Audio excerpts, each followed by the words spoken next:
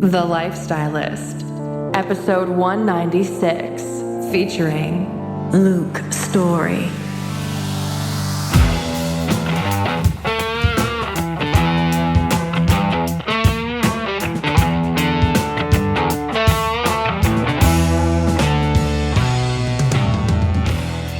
I'm Luke Story.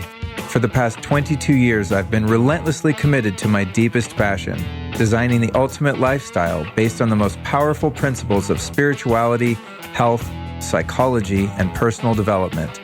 The Lifestylist podcast is a show dedicated to sharing my discoveries and the experts behind them with you.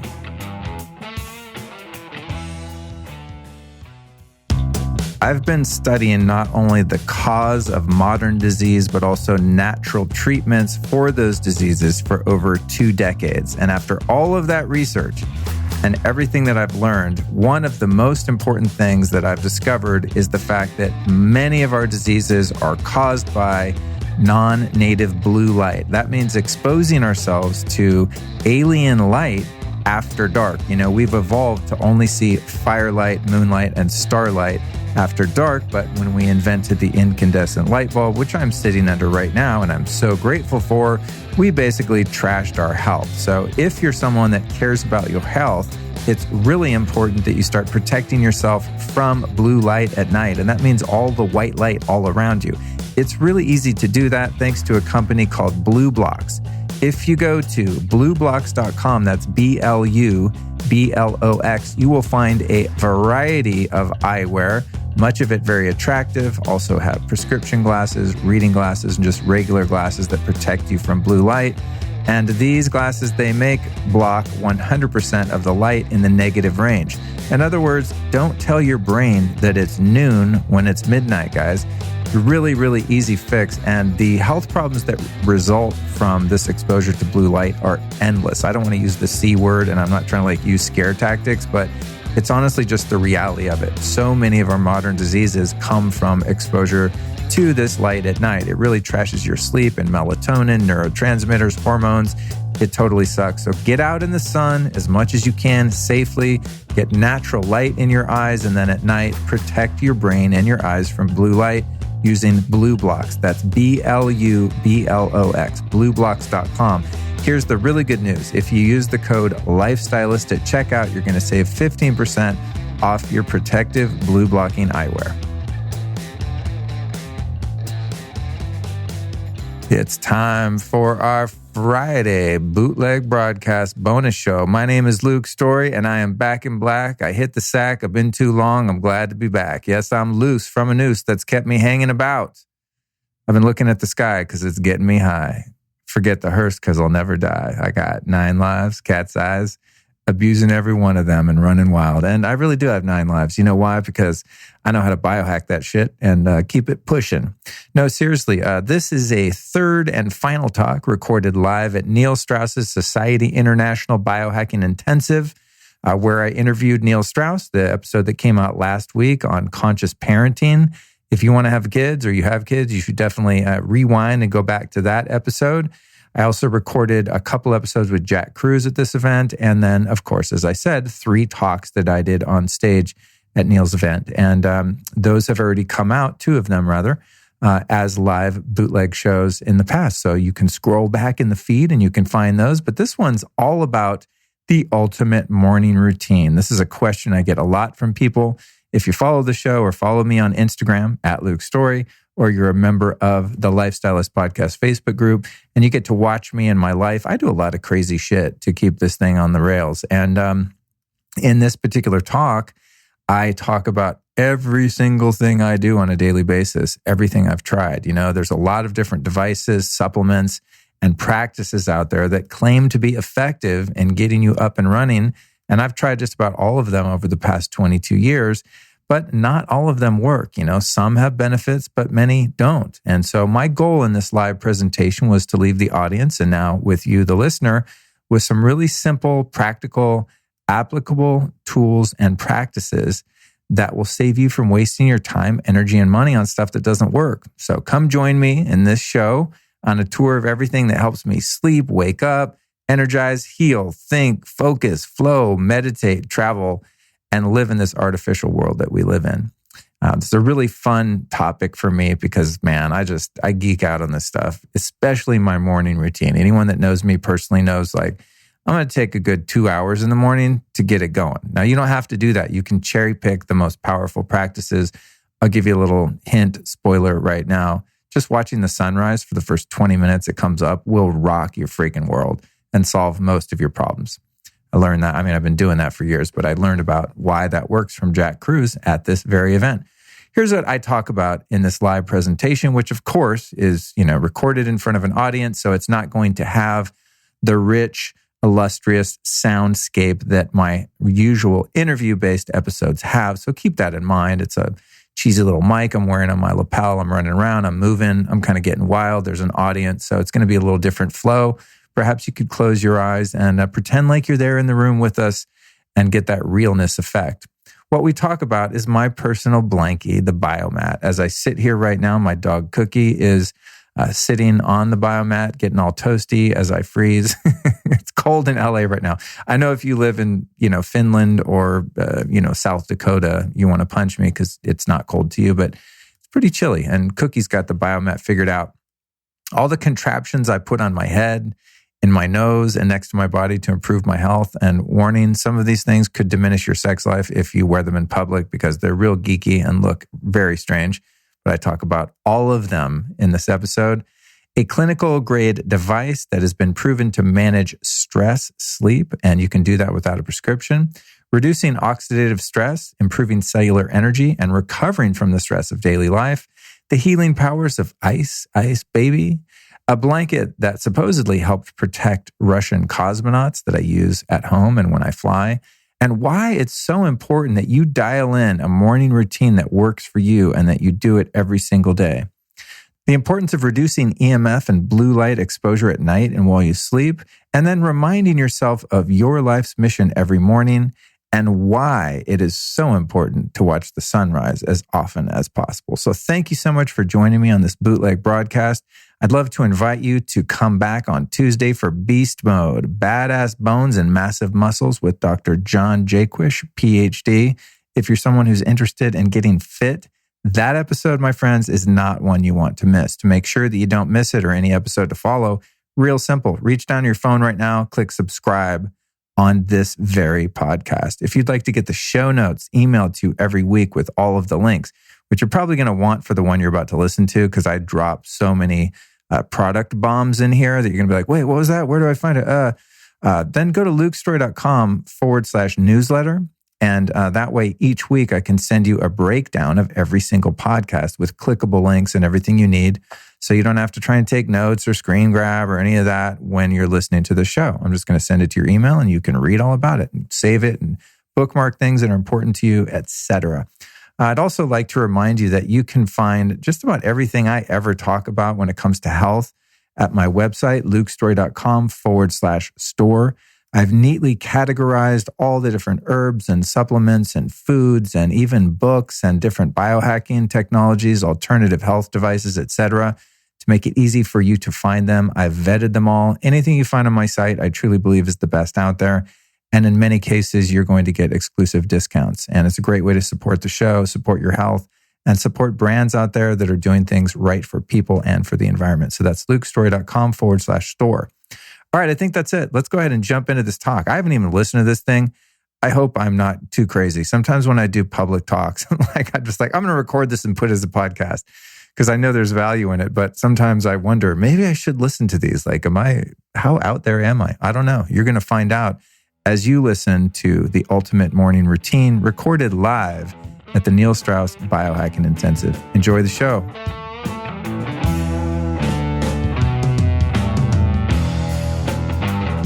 A few months ago, someone asked me to bring a couple of the devices and things like that I use for health and what we now call biohacking, but used to be just called alternative health technology. We never really had a good name for this stuff, but it's something I've been into for about 22 years now.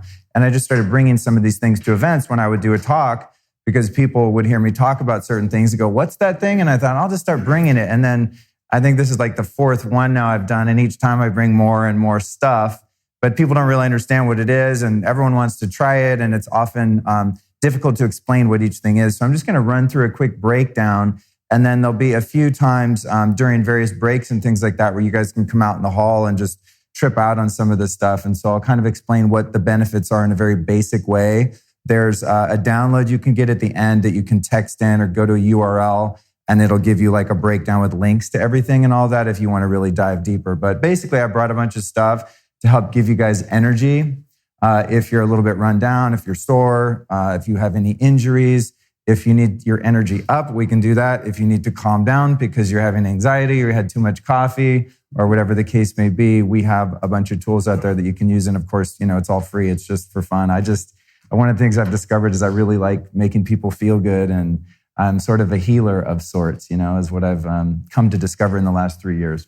So the first thing is called an amp coil. And this uses before I start, I just want to say one thing. It's going to be really funny to hear all of the different speakers here that are coming. We were at dinner last night talking about this because many of us have very different opinions on different things. So I'm just going to preemptively say, while Jack Cruz is not in the room, that if you ask him about any of this shit, he'll say it's all bullshit. So just be prepared for that. The way I do this stuff is I follow my intuition. I study a little bit and then I try things out. And if I think it has benefit, I keep doing it and I keep sharing it. If I find out that it doesn't work or it's bullshit, then I discard it. So this is all based on my personal preference and experience. But I think it's going to be really fun because hopefully we have conscious enough people doing presentations that even though they might have differences of opinion, we can all learn from one another. So I'll just put that out there first because I can already see Jack tearing down my slides. So this is called an amp coil. And this combines a number of different technologies. PEMF, I'm sure some of you have used that or heard of it. Pulsed electromagnetic fields.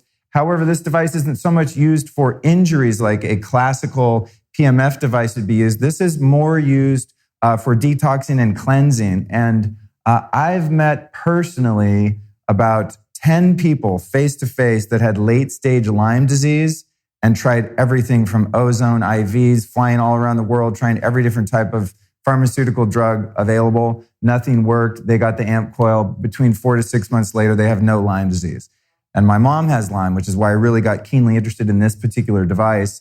But it's one thing to read a testimonial on a website. It's another thing to meet someone that couldn't get out of bed for 10 years, got a hold of this weird thing, put it on their body every day, and now are living free. So that's the thing that kind of got my attention.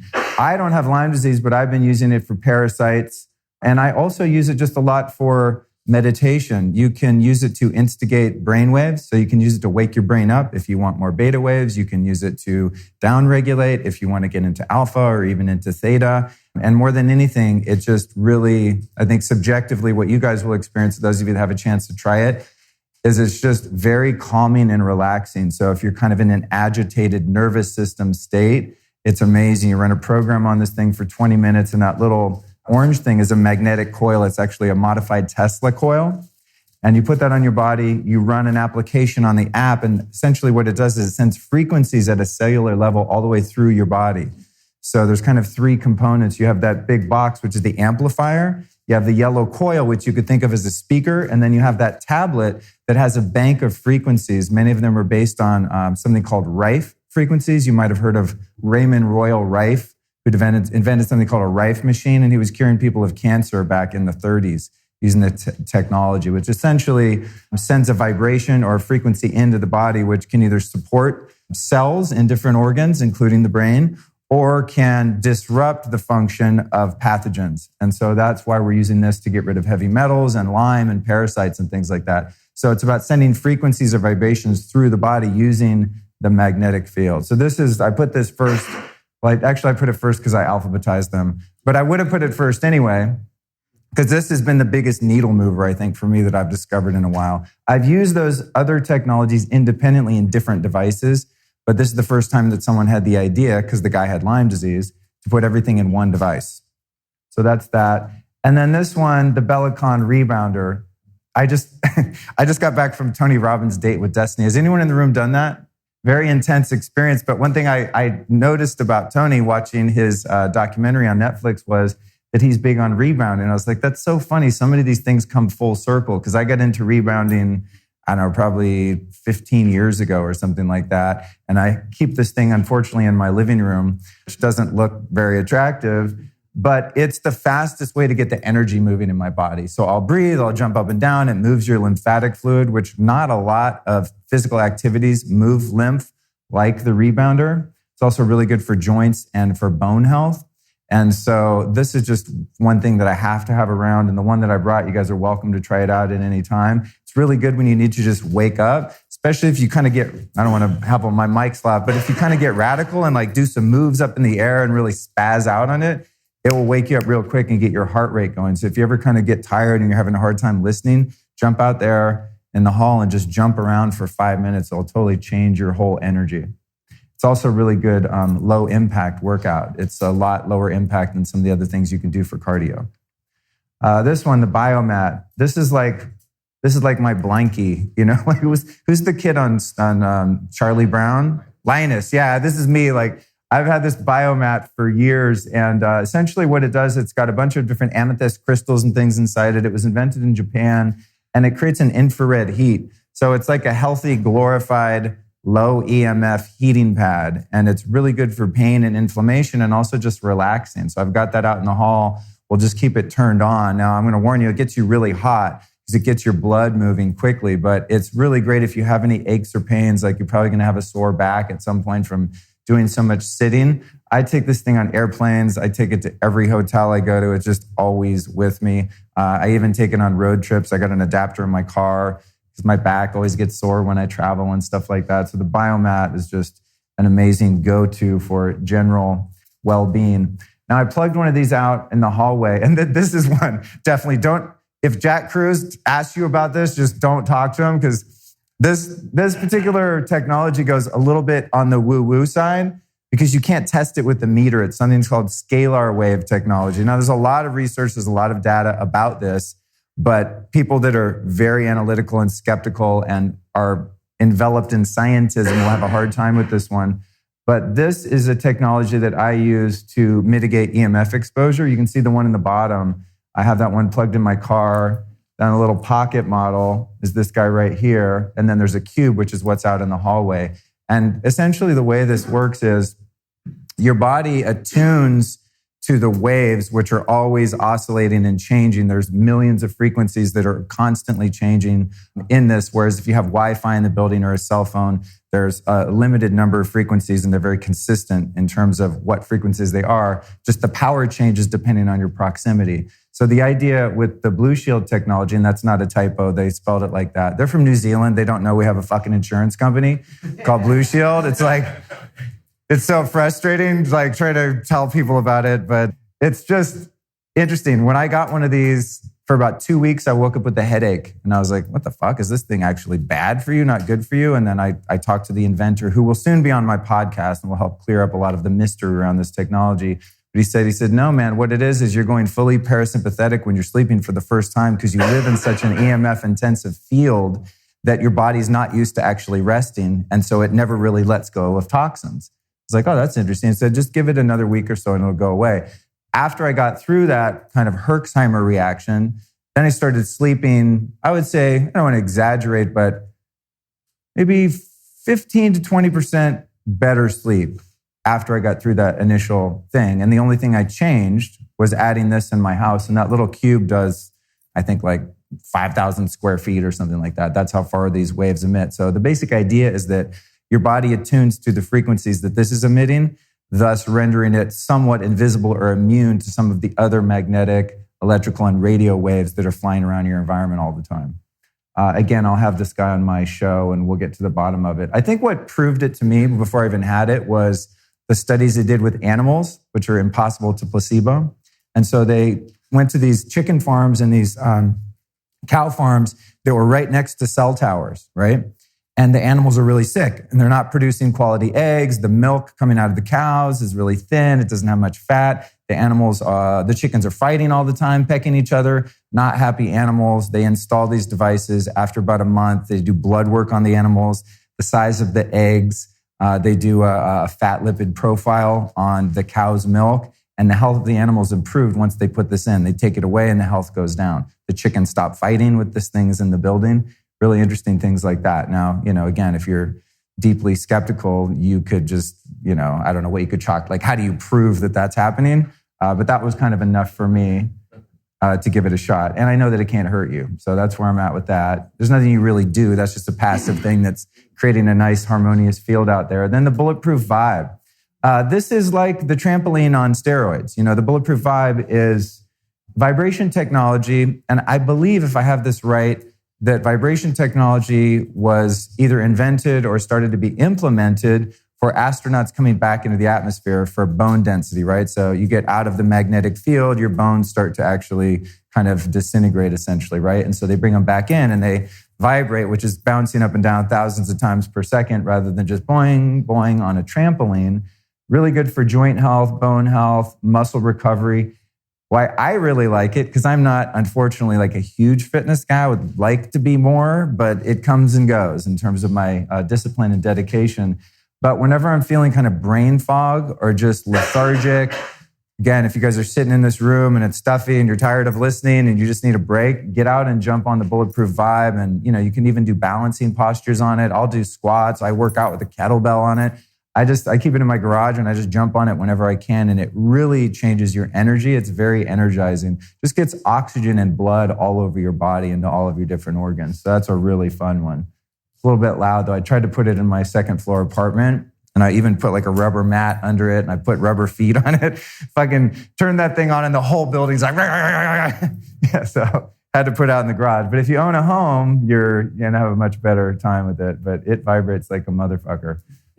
This one I actually didn't bring, but this is essentially the same concept as, just because it was all in my bed and hard to get underneath the mattress and all that. This one I use a lot on airplanes to create a Schumann resonance in the plane.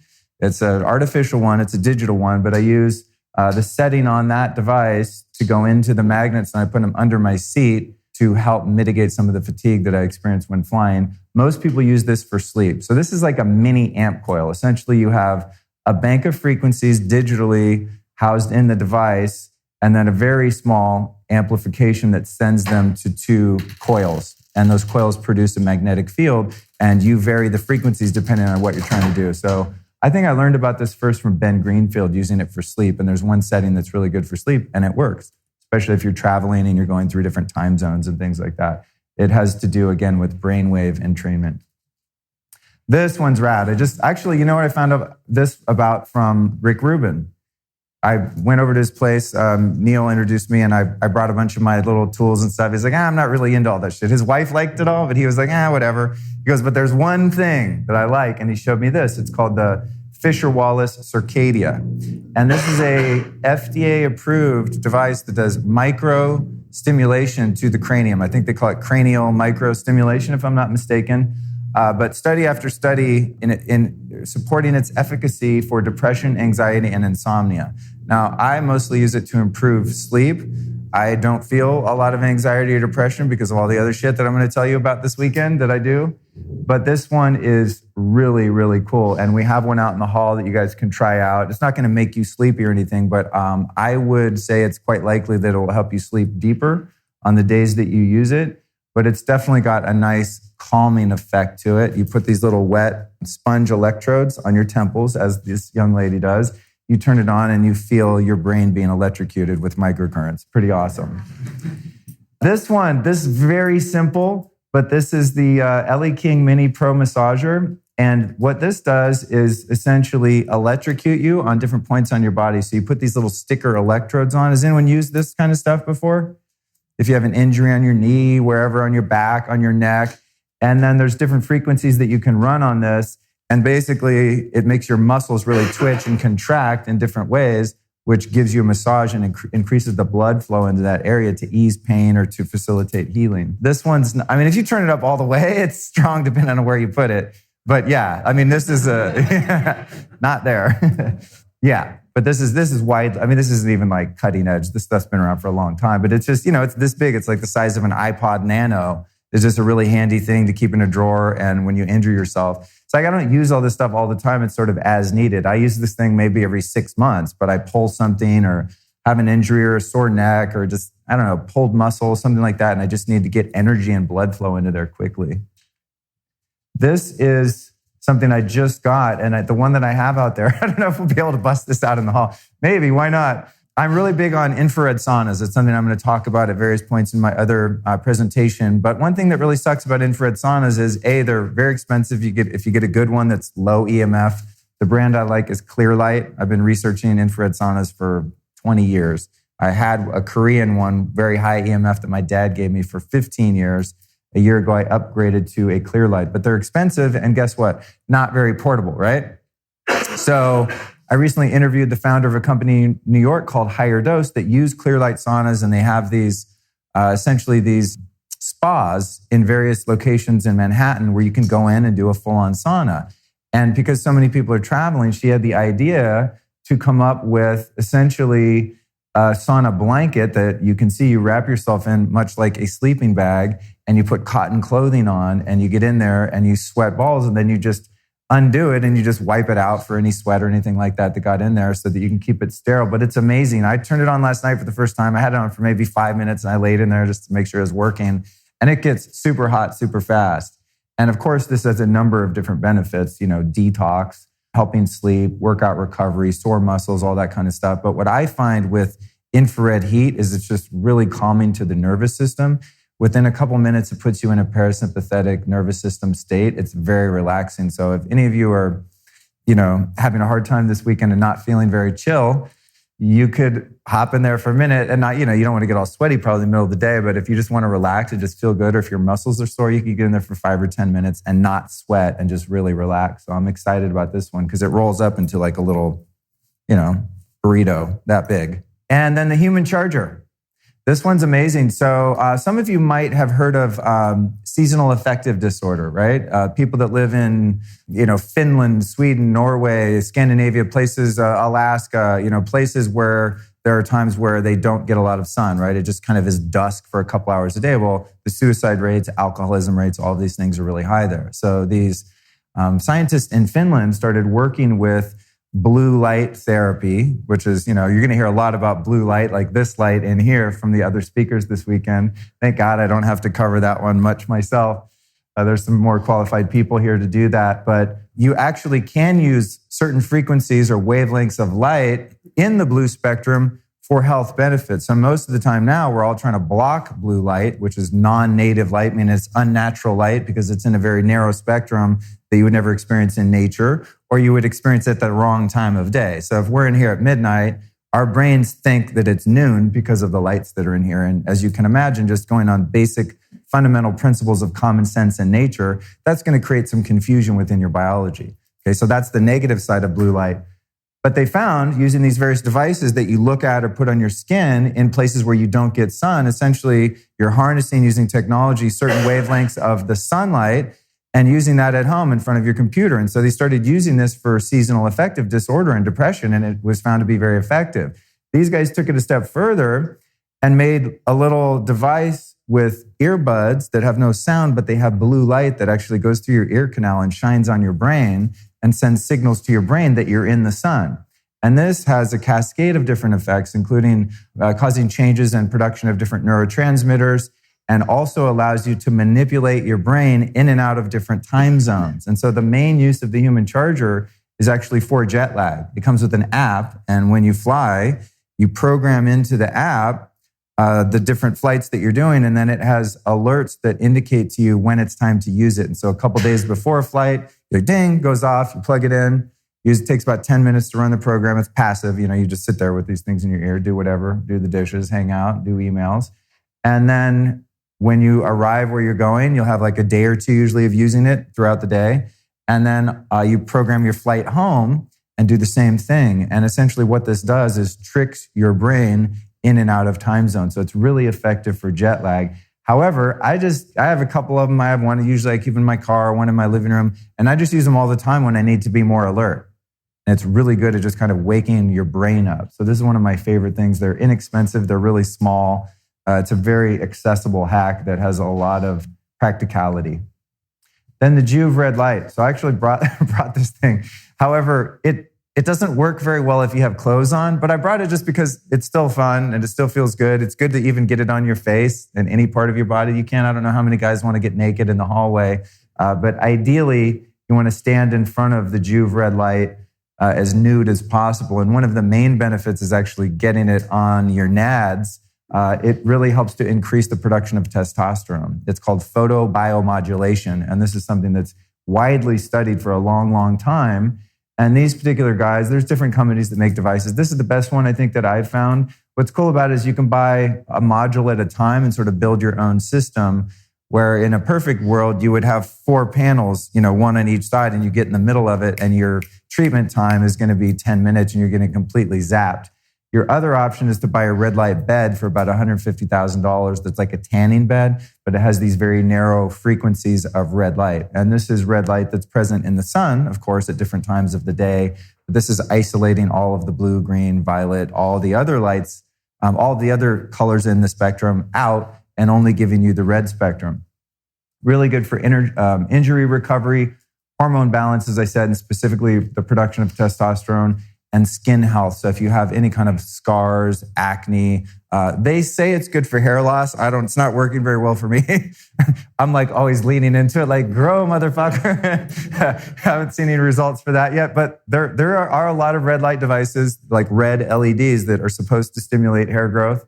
I haven't found that to be true so far, but I did before and after testing with my testosterone, and I do a lot of things for my health, so there's variables. I can't attribute it all to the red light therapy, but the older I get, the higher my testosterone and free testosterone get. And after I got this thing and used it diligently for about 6 months, I did test my testosterone. It was like in the 800s. And when I was in my early 40s, I'm now 48, years before it was in the 400s. So whatever I'm doing seems to be working, and this seems to help.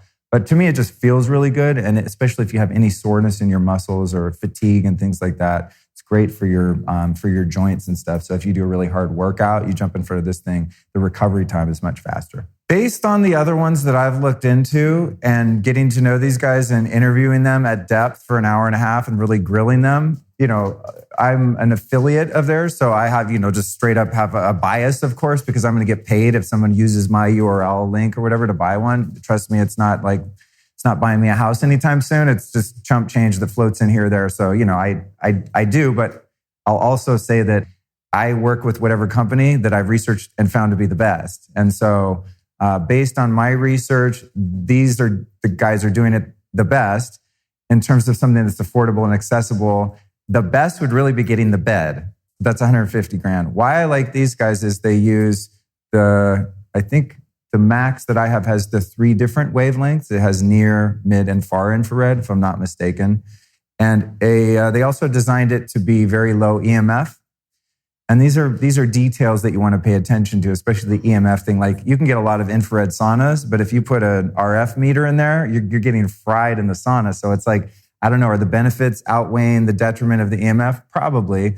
But with this thing, you have a choice. So, the other ones from China and things like that, I don't know if they have the different wavelengths of red light present or not. I think that would be good. The more, the better, I think. And also the EMF thing would be an issue too. But there are new ones coming out all the time. So it's not something I've looked into like in the past year. But when I wanted to get one, I geeked out. Like, I'm the guy, when you buy something on Amazon and there's like 200 reviews, I'm the fucking guy that reads every review. I mean, I go deep anytime I'm taking a supplement or using any of these things, I don't want to use some shit that's actually going to hurt me. And I don't want to use something that's a waste of money or a waste of time. So I read a lot of the research papers, I read the reviews, and that's how I kind of come to the conclusion. But I'm also very willing to just go, oh, there's a better one out by Juve, and like move on to the next one. But so far, I haven't found a better one. The lights that they have in saunas like that are what's called chromotherapy. And that's not penetrating your skin. It's just a light that you see, right? The one issue, I keep my red light on in the sauna just because, but the issue is with LED is that LED inherently has a really high flicker rate, which is not good for your brain or your eyes. So when I use the Juve, I just keep my eyes closed. You can keep your eyes open, but I don't like flicker in my eyes. So the chromotherapy, I believe it's called, is the little panel that's inside saunas, and you can change the color. There is a lot of research to indicate that being exposed to different color lights do different things for you and to you in terms of mood, neurotransmitters, et cetera. But to get the power that you want from here to penetrate 2 to 3 inches into your body with these wavelengths of light, you have to be naked and you have to be really close to it. So a little overhead light that's 2.5, 3 feet above your head and the roof of your sauna is not going to do what this is going to do. This is about proximity. And you can feel it when you guys go outside, you stand in front of this, you're like, oh shit, it warms you up. I mean, this light is very high wattage. It's really powerful light. So a little bit different case use there. Okay, this one, Muse Meditation Band. Now, I'm going to preface this by saying there's one thing about this thing that I really don't like at all, and I'm sure all of the other speakers would agree wholeheartedly, and that is that it uses Bluetooth. And I don't like putting Bluetooth on my head. So that's the major disadvantage to this technology.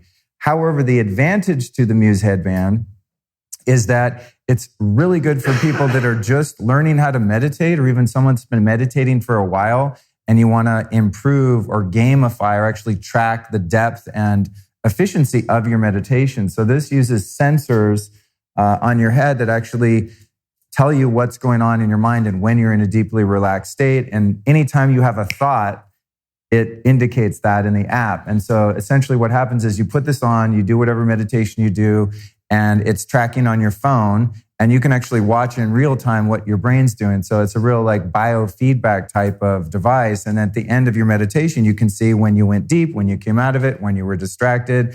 And so it's interesting to me to use this every once in a while to sort of track where I am with my meditation practice, which I've been doing for a long, long time, and see if what I experienced subjectively, where I think I was really getting in there and when I was out, and if I was thinking too much, et cetera, was I relaxed? Was I not?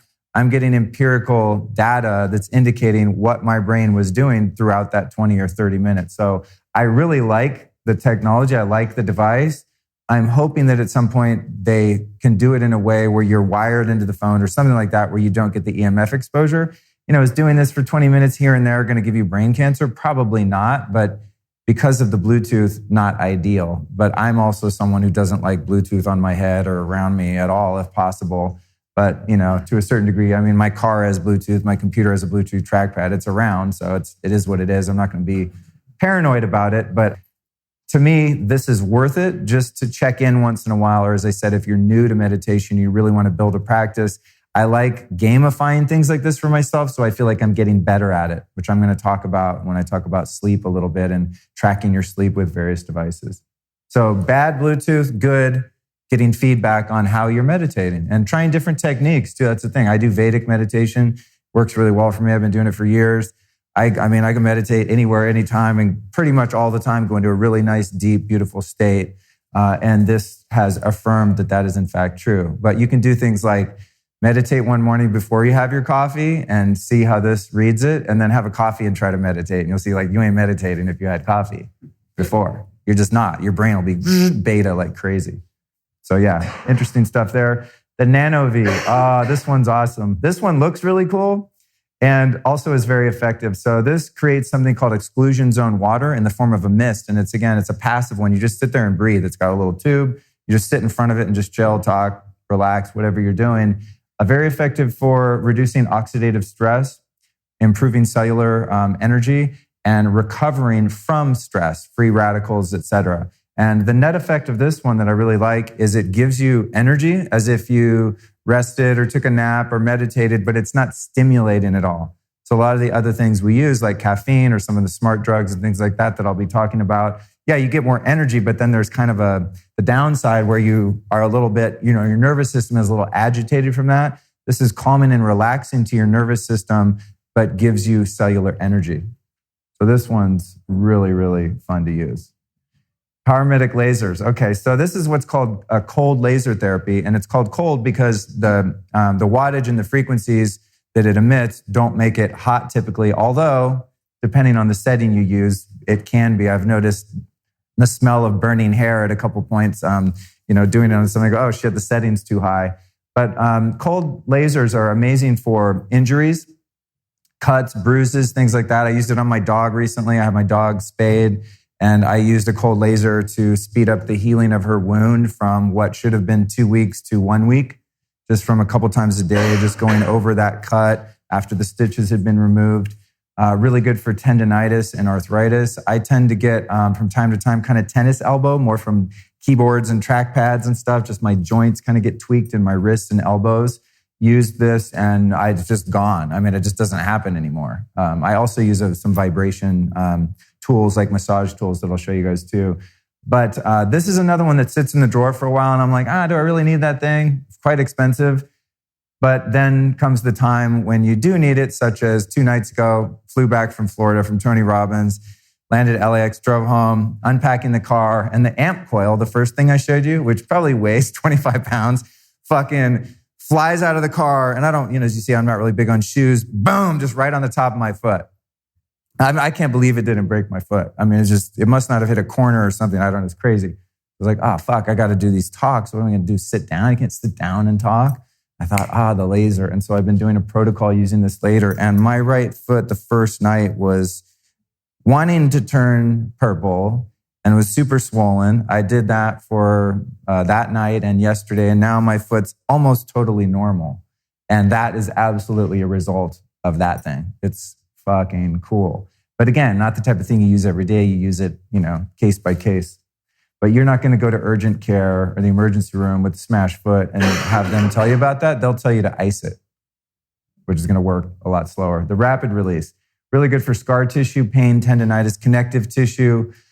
This one's really good for areas where you have joints. Amazing for that. Not so great for big muscles, which I'm going to show you something for that. But this is amazing for adhesions and things like that. Lower back pain, your hips, your elbows, your wrists, knees, things like that.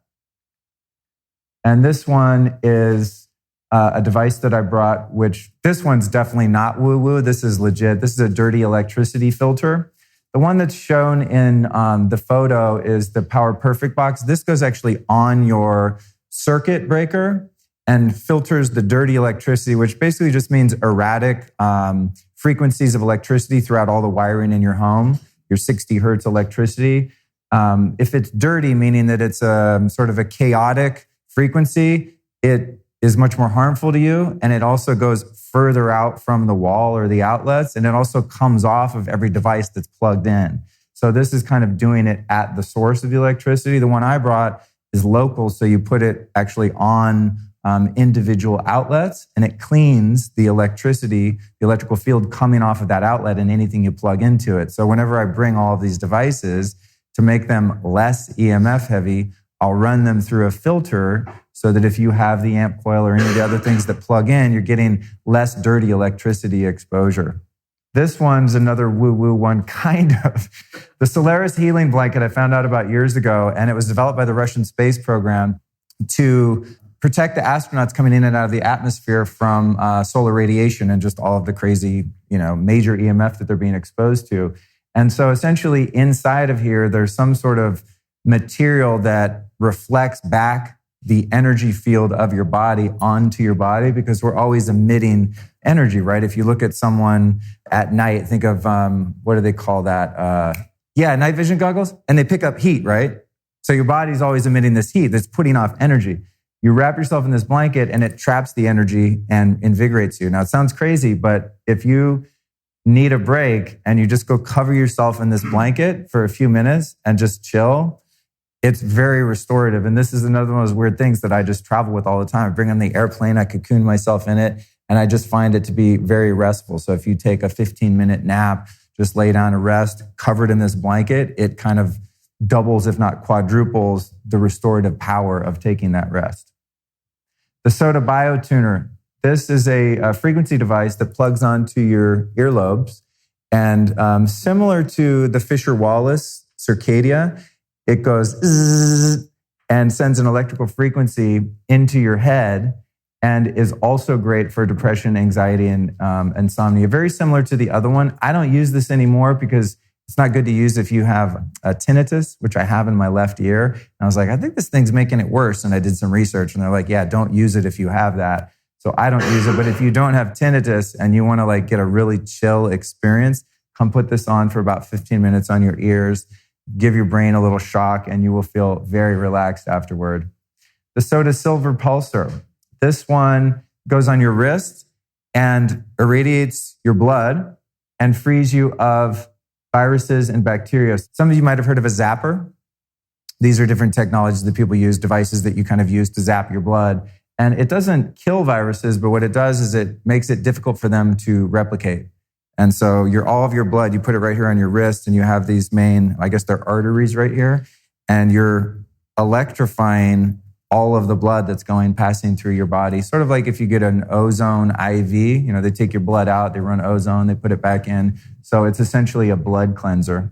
And this is the Thera Gun. This one's amazing for big muscle groups, whereas the rapid release is good for joints, ligaments, tendons, things like that. This is really good for big muscles, glutes, thighs, shoulders. I use this thing all the time. My left shoulder, I have an old injury here. Run that thing on there for a couple minutes. Injury gone temporarily. And so this one's really fun. However, it's really, really loud. Hopefully I brought some earplugs. It's not going to be fun to run when there's other people around. Super annoying sound, but it's powerful and it works really well. And then the V-Light intranasal laser really helps with sleep and also with focus. So this is sending an infrared light up your nose and shining it directly on to your brain. Kind of like the human charger does, going through your ears. We have holes in our skull, and you can send light through your skull to do different things to your brain. This one, I kind of forgot about for a while, and then I kept it in my nightstand, and I've been using it. I just put it in there for 15, 20 minutes as I'm laying down, reading, getting ready to go to sleep. Don't use it if you have a partner in bed, though. They probably won't have sex with you. But the V-Light, the V-Light is, again, lots of studies to prove the efficacy of using red light on the brain, specifically up the nose. And then the Vital Reaction Hydrogen Inhaler. This one's really fun. So there's hydrogen tabs you can take in water. Some of you might have tried those before. Well, you can also just inhale the hydrogen gas through an inhaler. So I brought one of these. The net effect is major reduction in inflammation and oxidative stress. The end result of that subjectively, if you sit down and do a session for 20 minutes, is pretty much eliminates any kind of brain fog or fatigue right away. It's very, very powerful. I did a whole podcast episode on molecular hydrogen, and it's very interesting stuff. This is a device from Japan, and they use them in Japan in hospitals to help people recover from surgery much faster. We haven't really caught on to it in our medical system here, but it's technically a medical device. All right, if you guys might want to take a picture of this, I have it in my other slides too. But if you're like, what did he just say? What was all that shit? You can text, if you have a US phone, the word biohacking to 44222, or you can go to that bit.ly URL. And it's going to give you a page that has all of these things with all the links if you want to really get down with the science. I'm more of like a quick read guy, just figure out if something's legit or not. I use it if I like it, then I forget about all the data. But if you're a data person, you're like, wait, I don't believe it. That sounds weird. Like you can dive in and find all the papers and go back and really geek out on it if that's the way that you like to take in information. I only like to remember just the bare minimum that like I need to know. What does it do? Does it work? I'm done. I also have a water guide because that's something I talk about a lot. And a lot of people ask me, what's the best drinking water? This, that. So I just made this rad PDF with all of my recommendations, and you can also get that. Okay. A really great way to set up your life is to make sure that you are mindful about how you start your day, how you start your morning. Before I go into the different practices that are available, I want to just acknowledge the fact that this is not going to be realistic for everyone, depending on the circumstances of your life. If you have kids, 90% of this will be gone right away. From what I understand, I don't have kids, but everyone's like, yeah, dude, have a kid and then tell me how much of that shit you can do. It also depends on, if you have a commute, what you do for a living. I work from home, so what it is like you prioritize what's important to you. And what's become important to me over the past 22 years that I've been into this stuff is dialing in the morning. The morning is so important because if I don't do that right, me personally, I don't want to get into my whole story, but I had a horrible life for like the first 26 years of my life. I was a very miserable, unhealthy, unhappy person. I was a complete train wreck. Really gnarly childhood, horrible teen years. Just bad.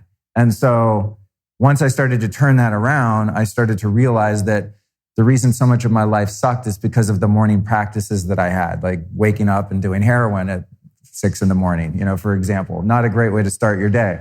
Or last night we were talking about, waking up and watching pornography. I'm like, if you want to have a really shitty life, that's the best thing to do. So we're going to do the opposite of that.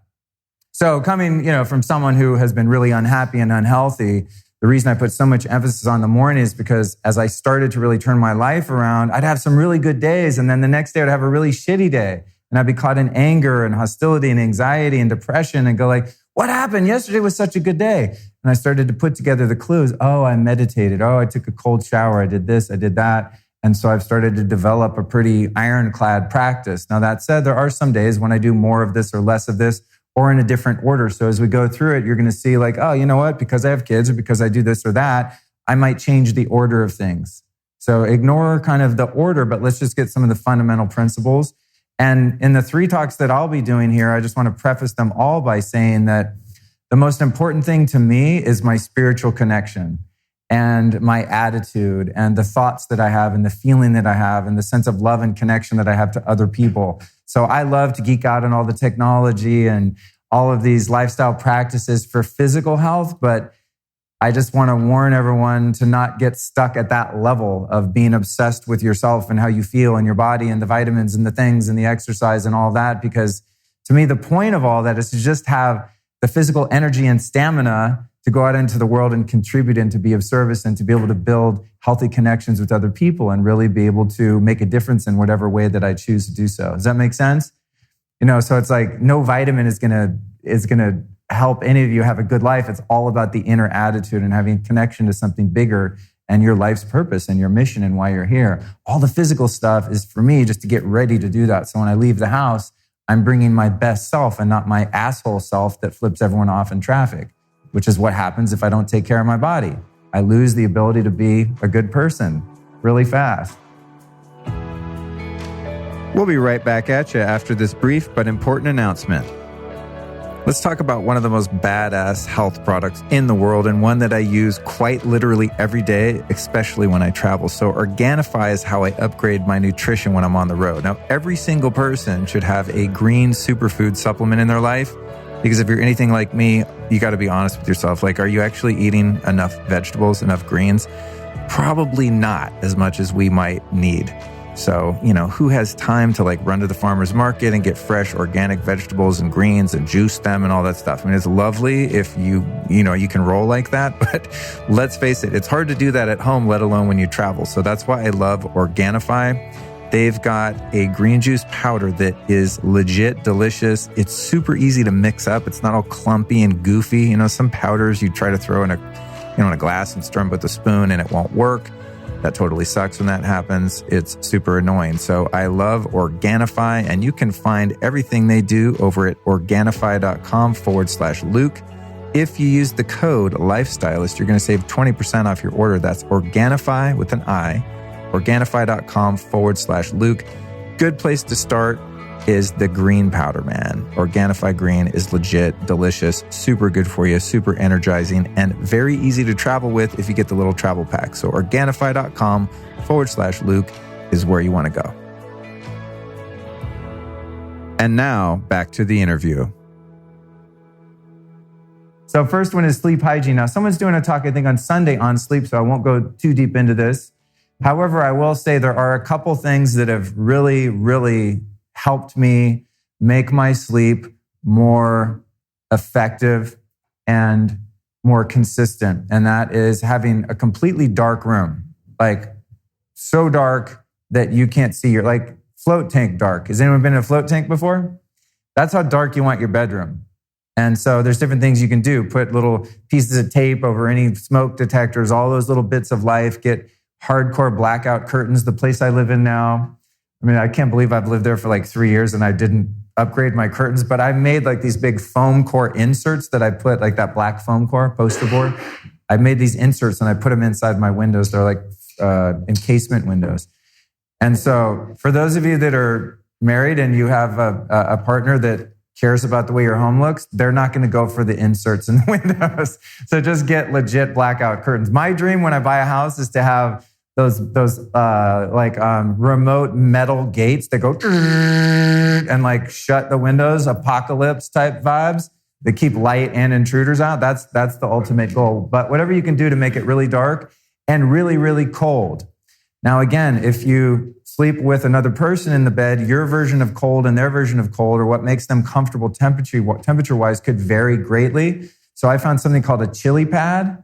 which is a complete game changer because you can get 2 chili pads and each person can have their own temperature control. It's a little pad that goes under your fitted sheet, and then there's a controller that you put water in and it makes hot, warm, or cool, or cold water. So I use that so that I don't have to run the AC and make the whole house freezing. And it's also really a waste of energy. I live in a 2-bedroom apartment. It's like my bedroom's way in the back. I don't need to keep the whole place 63 degrees at night. I just want my mattress to be 63 degrees. So as cold as you can possibly stand it really, really helps your sleep. And then, of course, doing whatever you can to avoid EMF. And this is something the other guys are going to talk about a lot, so I'm not even going to get into it, but you can optimize at least your sleep area to be a lower EMF environment. And I'll leave it up to Jack and Matt and some of the other guys to talk about how to do that. But having a lot of EMF in your environment absolutely will affect your sleep negatively because, as I was saying earlier with the Blue Shield technology, is that it's very difficult to go into a parasympathetic state when your body is fighting off these frequencies that aren't inherently natural and don't have any connection to your biology. So there's radiation in the environment, right? But non-native EMF or non-native radiation is what we're dealing with. It's either amplified or it just doesn't exist in nature, and that really interrupts your sleep, whether you know it or not. And then the next one is blue light exposure, which is going to be talked about a lot. So there's one hack on the phone. It's funny, when Neil was doing the iPhone thing, I was like, I got to show him how to kill the blue light on your phone, but Maddie's going to show you guys. It's a really cool little hack. And I actually texted a screen recording of how to do it to Pablo as well. So maybe there's a way you can get that to the guys, and it shows me going through my phone with the screen recorder, how to make your phone. It makes it dark red. I mean, there's no blue in it. So we'll cover that, later, and Maddie can explain how to do it. But whatever you got to do to mitigate the blue light exposure, when I say blue light, that's any light that's not orange, amber, or red. This doesn't look blue. You're thinking like, a blue light, like a blue light bulb. No, it's the color temperature. So it's like warm or cool. So cool light or cold light would be blue. And that is devastating to your sleep because it stops the melatonin production for up to 4 hours after you see it. So even if you wear like some red glasses at home at night and then you go like that and look at your TV, in a couple seconds you crush your melatonin production and you'll immediately start to produce cortisol. And you can notice this too if you wear blue blocking eyewear, it can start to make you sleepy because you stop making cortisol and you start making melatonin. I mean, this is real stuff. So what I did at home, just to give you a little bit of an easier hack, and if you don't want to wear, eyewear in the house, is you just have a night set of lights and a day set of lights. Super easy. So you use different lamps, different switches on the wall. I just know when I go into my place, if it's dark at night, there's just certain light switches I don't hit because those are bright blue lights that I need sometimes if I have a project or putting away the groceries or doing some work or whatever. Cool. Then I put on bright lights in the daytime, or if it's, dusk or something like that. But I've just become habituated. So anytime you come in my house at night, all there is amber or red lights everywhere. And it looks a little weird at first, but then what you'll find is it's actually very relaxing because you're being in alignment with nature.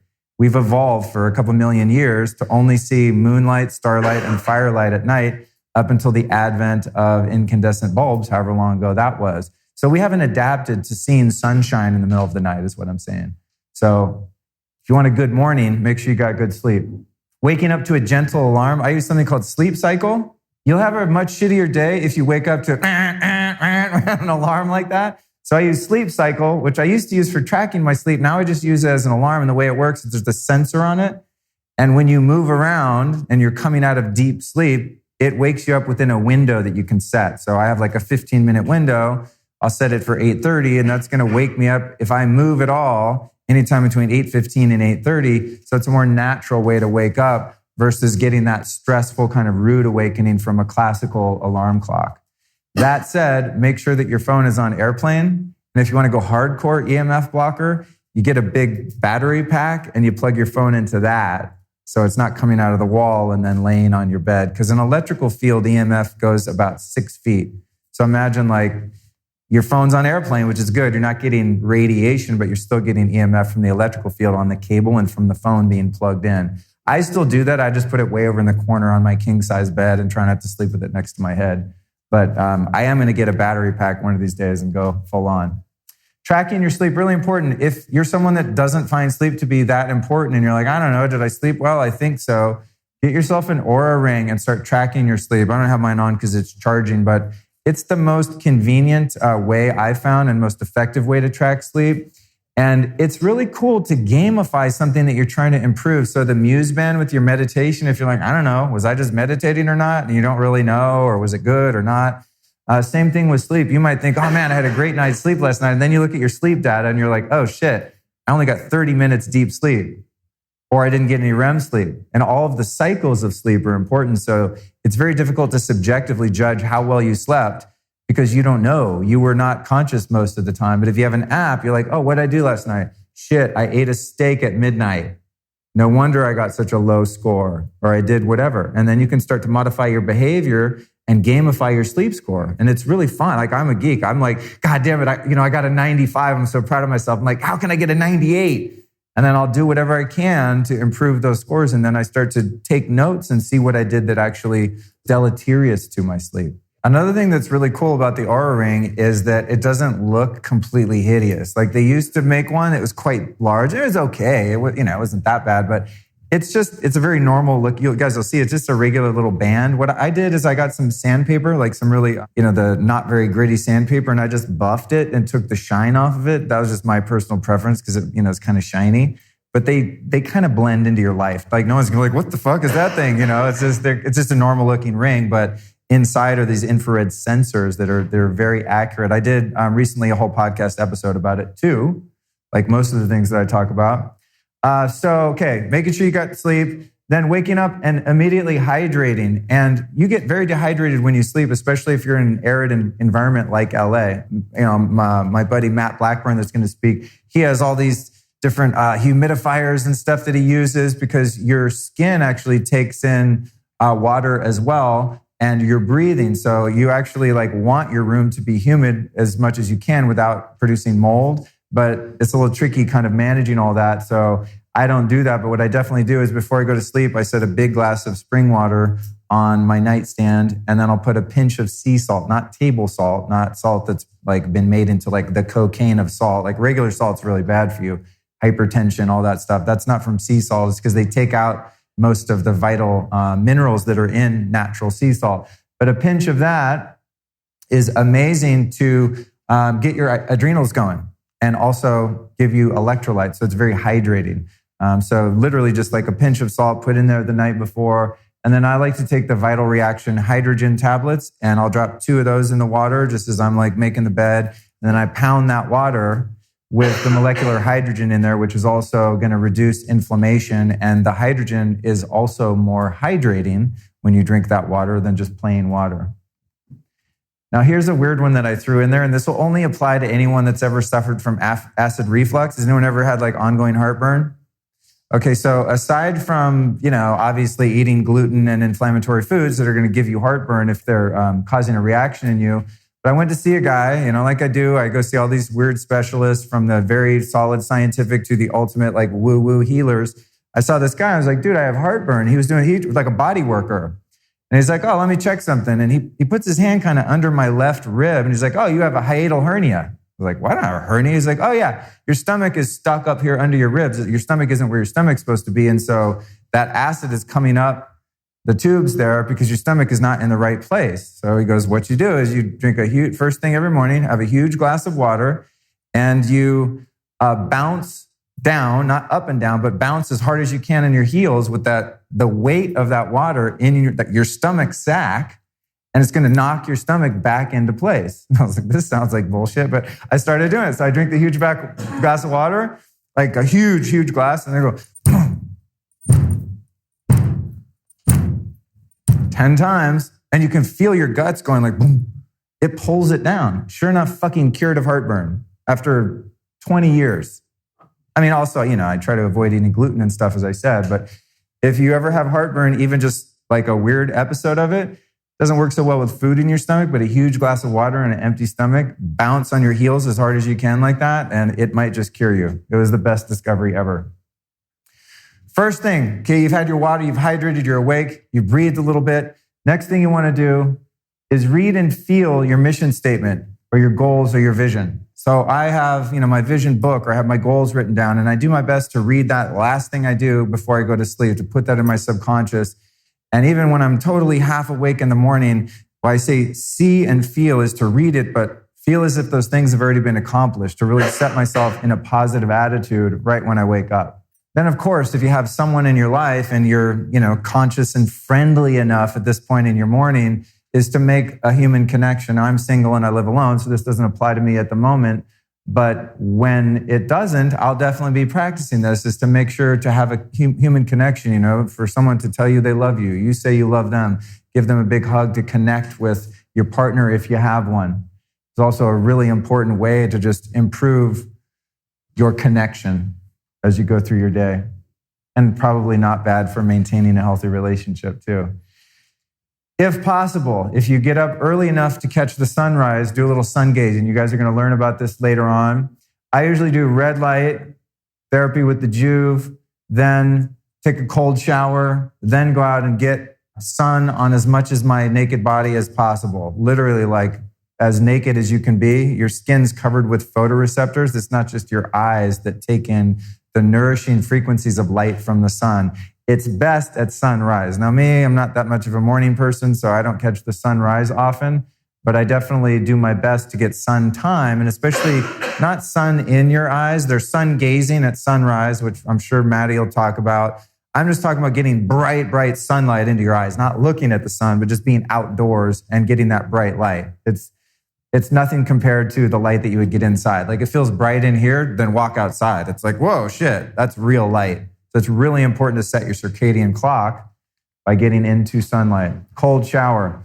If cold showers are difficult to you, one way you can ease into them is what I did 20 years ago when I started doing them, is I would start hot and I'd turn it cold just for a minute and turn it back hot. Like that contrast kind of thing. And then eventually I just kind of stopped turning it hot. And now I just very rarely take a hot shower. And if I do, it's a real treat. Like when I was at the Tony Robbins thing, I was so sore every night. I came home, I was like, not taking a goddamn cold shower. I take a nice hot shower on my neck and my back. And it's, this is amazing. But every morning, cold shower. Now in LA, we don't really get cold showers except for this couple months as we move into winter. But this will change your life and also prep you to do cryotherapy and ice baths and things like that. The cold shower is where it starts. Just go a little at a time. But what you'll find is that it really is mind over matter. If you think it's hard, it's hard. If you think it's easy, it's easy. I got in the cold shower this morning because I didn't have a negative attitude about it. I was like, oh, fuck yeah. The water's going to be nice and cold because it's December. I got in, I was like, yeah, shit, that's cold. I wasn't excited about it, but after a minute, I was like, oh, this is amazing. And I actually stayed in there for quite a while. And like I said, I just very rarely even turn the hot water on because I'm just used to it. And I'm not like a tough guy, I just train my mind to get used to it. Then your movement practice in the morning, getting the energy moving. Now, there's two schools of thought here. I'm a Kundalini yoga student and teacher, right? Something I really love. And I've been doing it for about 7 years. And before that, did years of Hatha yoga. In the yogic traditions that come from the East, the idea is that you do the movement first to move the energy in your body, whether it's stretching or all the crazy stuff you do in Kundalini yoga that gets the energy moving. Then you're doing that to just prep the body in order to be able to meditate, whatever your meditation practice looks like. Me personally, at home, I usually do it kind of backwards. I'll meditate, and then it puts me in such a chill, deep state that I have to move around afterward to get myself ready to go interface with the world because I get too chilled out and then I don't feel energized and effective. So I'm going to do it in the order of the traditions, how it's been handed down from humans over thousands of years. So whatever your movement looks like, whether that's working out, whether that's doing some stretching, some yoga, trampoline, vibe plate, getting the energy moving in your body, and then your breath work. Now, again, based on tradition, you would move, do the breath, and then meditate. I do the breath afterward because I want to wake up, and breath work wakes you up. When I say breath work, that's very general. I mean, you can do Wim Hof. There's all sorts of different yogic breath patterns. Some of them wake you up. Some of them calm you down. We'll cover some of them later on. But getting oxygen into your body and moving the energy in your body is really important. And then, of course, having a meditation practice. And in the beginning stages of this, if someone's new to it and they find it irritating or frustrating or boring, guided meditations or visualizations, apps like Headspace, are a really easy way to get into this. But above and beyond anything, what I would recommend because I tried all sorts of different techniques and just kind of figuring out on my own and reading books and things like that, was that until I went to a teacher and spent 4 days getting trained and walked away with an actual practice that was personal to me and a mantra that was personal to me, I had a very hard time habituating myself to meditation where it became a non-negotiable part of my life. Once I learned how to do it, and for me, I'm not, have any incentive to promote one style of meditation or another, but the tradition that I practice is called Vedic Meditation. It's kind of the sister of TM, or Transcendental Meditation. And it's based on, getting a mantra from your teacher, which is just a sort of a Sanskrit sound or word that you repeat very subtly in your mind to yourself. And it has the net effect of distracting your mind from thought and allows you to dip into a transcendent space where you're able to observe as a witness your thoughts, feelings, emotions, ego, self, and puts you in a position of your higher self. That's the idea. And the Buddhist traditions of mindfulness and watching your breath, they all essentially point toward the same thing, which is becoming identified with the part of yourself that is not your feelings, that is not your mind, in fact, who you really are. So whatever your practice is, I personally, you could take away all of this other shit, all these practices, everything. The one thing I would not ever give up, I'd rather die than give up, would be meditation in my life. I mean, it's just non-negotiable. Got to do it every day. Usually I do twice a day for 20 minutes. Now, because I'm kind of wasting 20 minutes meditating, which is definitely not, but it can feel like that. If you're a very proactive alpha, let's do this person, meditating will seem like, why am I doing this again? This is so stupid. I could be getting something done. But in fact, meditation, of course, as we now know, makes you much more effective and focused later on in the day when you are in an active state. But because I'm going to be sitting there for 20 minutes, what I do is I hook myself up to all of the biohacking shit that I want to use all at the same time. So at any given, it's ridiculous. At any given time, and you'll see this stuff out in the hall, I have probably 4 or 5 things that all take 20 or 30 minutes. And I sit down, I connect all this shit, and then I meditate with all that shit happening at once. It's like 5 birds with 1 stone. And if you want to talk about having a powerful meditation, get some assistance from technology. So I just like stacking modalities as much as possible because I don't want to take 5 20-minute sessions in a day. I don't even have time for that, and I'm working from home, So I like stacking modalities as much as possible. After meditating or before meditating, again, the sequence I don't feel is that important. It's something that you develop over time, and sometimes I do one before the other. It just depends. But generally speaking, I like to meditate and sort of clear my mind. And then once I have that empty space, it's like you've just cleared all the furniture out of a room. Do I want to get all the bed bug infested, dirty ass old furniture and put it back in? No, I've got a nice clean room, or I've got, a clean palette or an empty canvas. Now I want to put or remind myself with some truth back in. So whatever your spiritual explorations are, which could be something that's very personal development related and goal oriented and in that realm, or it could be something that's deeply spiritual or even religious. But I find that in the morning is a really important time while I have that receptivity from the meditation, from those morning practices. And you've noticed we haven't touched our phone yet, right? Unless it pertained to one of the biohacking devices and you're tracking something or something like that. There's no email, no texting. That's the very last slide, if I'm not mistaken. But it's before I interface with the world or interface with Twitter, Instagram, emails, text, before I'm engaging with the digital world or engaging really with anyone socially, is I want to remind myself of the truths that are going to help me to have a good day. And so sometimes that might look like even listening to a podcast that's spiritually oriented. I love the Ram Dass podcast, for example. That's one of my favorites. And sometimes it's a motivational speaker. It's getting my mindset right, where I'm either listening to or reading words that are going to shape my attitude for that day, and words or audio that's going to be in alignment with my core values and remind me why I'm really here and give me a more positive perspective. If I don't do that, and I just start my morning with, all right, did they email me back? Then I'm setting myself up for a day of anxiety and a day of living in a reactive state where my moods are contingent on positive or negative feedback from the world via computer, via in person. So it's a way for me to remind me, okay, what am I here for? What am I really doing today? It looks like emails. It looks like these meetings. It looks like driving over here, driving over there, talking to this person, talking to that person. That's not really what it's about, though. What it's about is my contribution. It's about my mission. And my mission is going to be dictated by my values. And my values are dictated by what core principles I live by. So I find that it's really helpful to just remind myself, okay, this is what's really important to me, and aligning myself with truth, whatever that truth is. We each have our own core truth that we relate to, and one's not right and one's not wrong. It's just like, what is the thing that's going to ground me? So it might be just contemplating a word like compassion or a word like love, or it might be having some time where I read a little bit and then I pray a little bit, and I have a sense of connection to whatever it is that created, the universe, that created me. Call it God, call it whatever you want to call it, but that I'm grounded and I'm reading those words. There's something about seeing the words or hearing the words that cements them in, that locks them in. And then when I'm done with this whole experience in the morning, it's like I do check the email and say it's bad news. I'm much more able to interpret that news as neutral news. In other words, I'm going to have a much better chance of having my life experience be my reaction to what's happening rather than being affected in terms of what is happening. In other words, the meaning that I put on any particular event during the day is going to be contingent on where I put my consciousness and my awareness in the morning.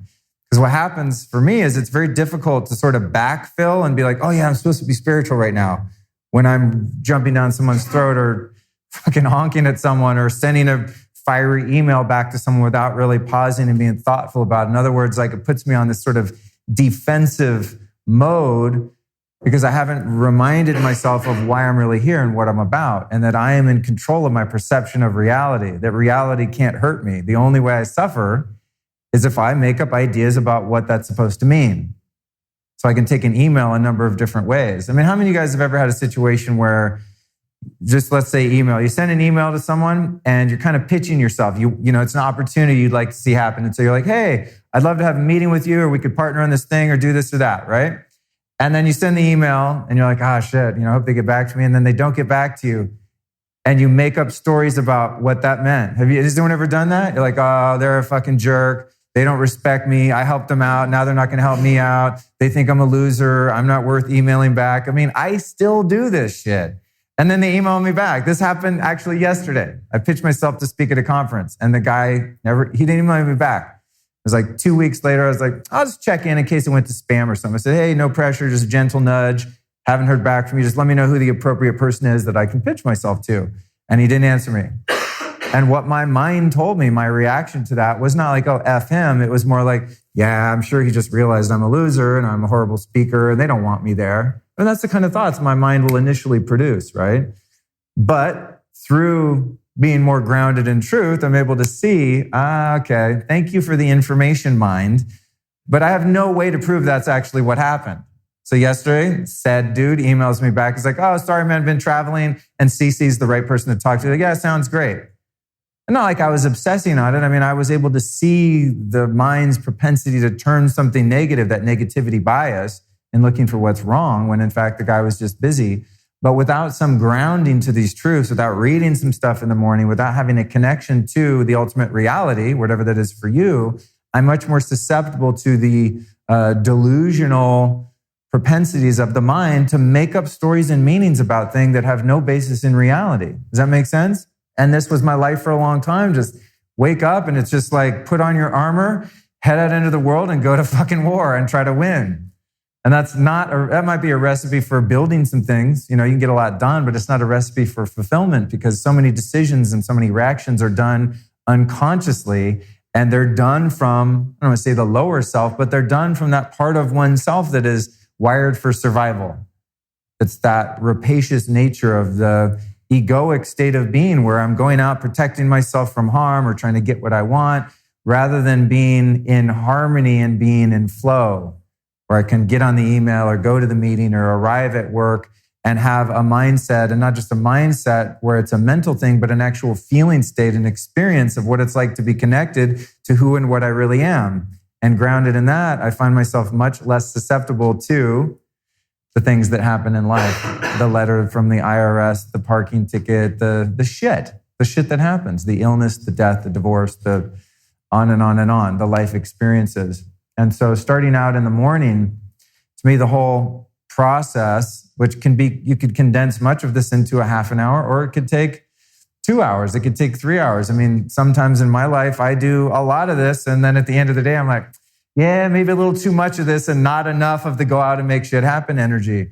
But without dominion over those first, the first half hour to an hour to 2 hours in the morning, what I find is that we're just kind of at the mercy, and you're a little bobbing ship in the ocean. You're just being thrown around without really a lot of control over the direction that you're going.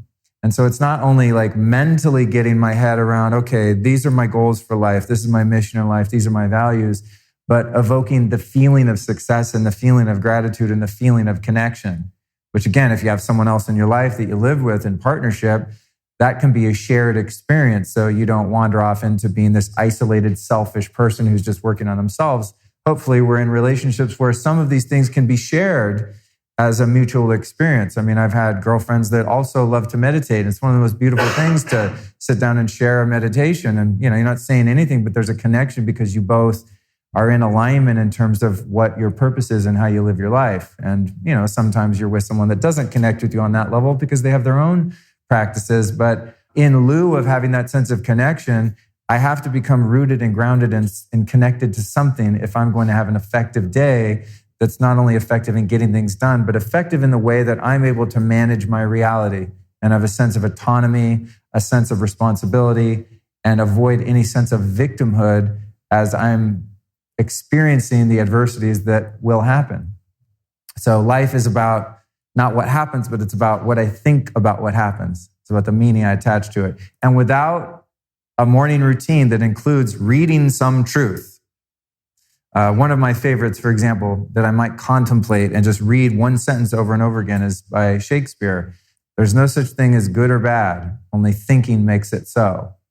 I'm just contemplating something that simple, yet that powerfully profound in the morning is going to set into my subconscious that, Luke, it doesn't matter what kind of little bullshit happens today in the little melodramas of life, it's about what you think about it. So if you think the flat tire is bad, it's bad. If you think it's an opportunity for you not to get in an accident 5 miles down the road later on that you would have gotten into had you not gotten the flat tire. You see where I'm going with that?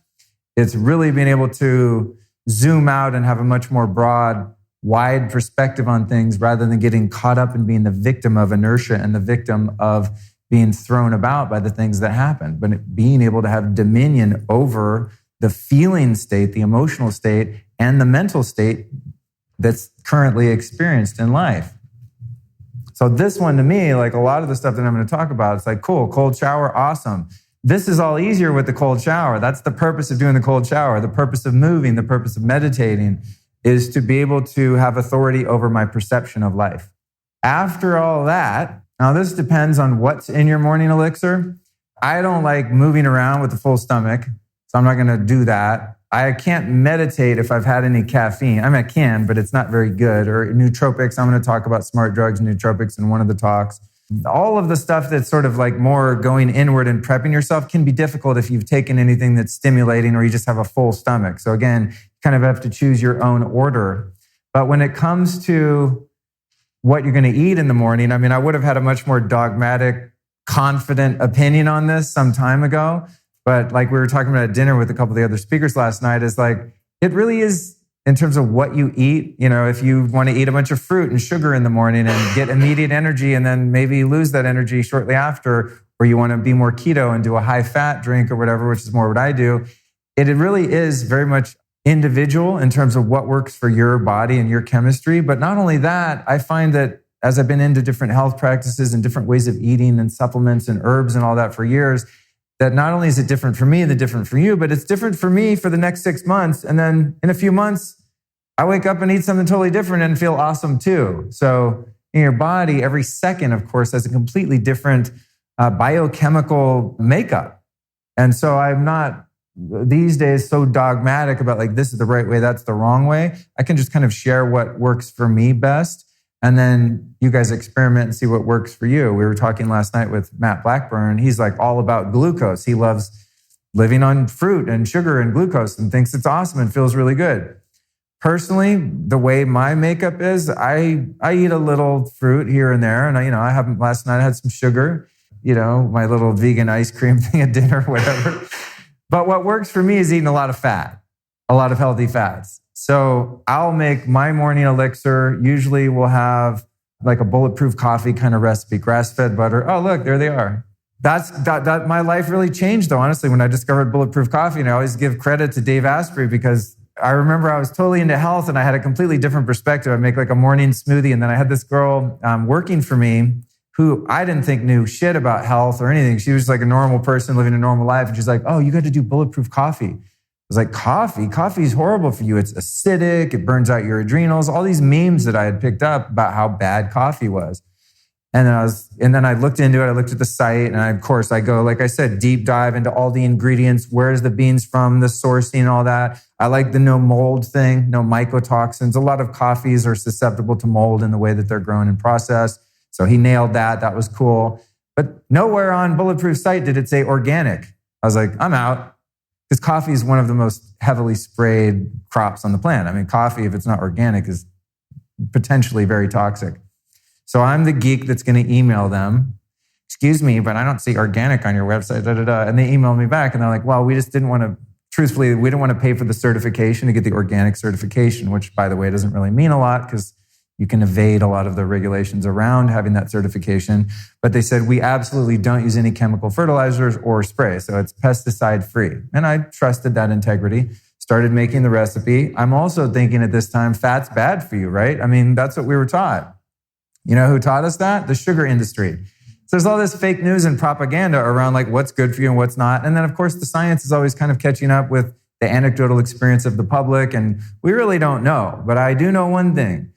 First month, I'm on Bulletproof Coffee every morning, no breakfast, don't eat anything, just brain octane oil, which is a derivative of coconut oil, essentially. And it's a certain branch of, called MCTs, right? So I'm making my fatty coffee.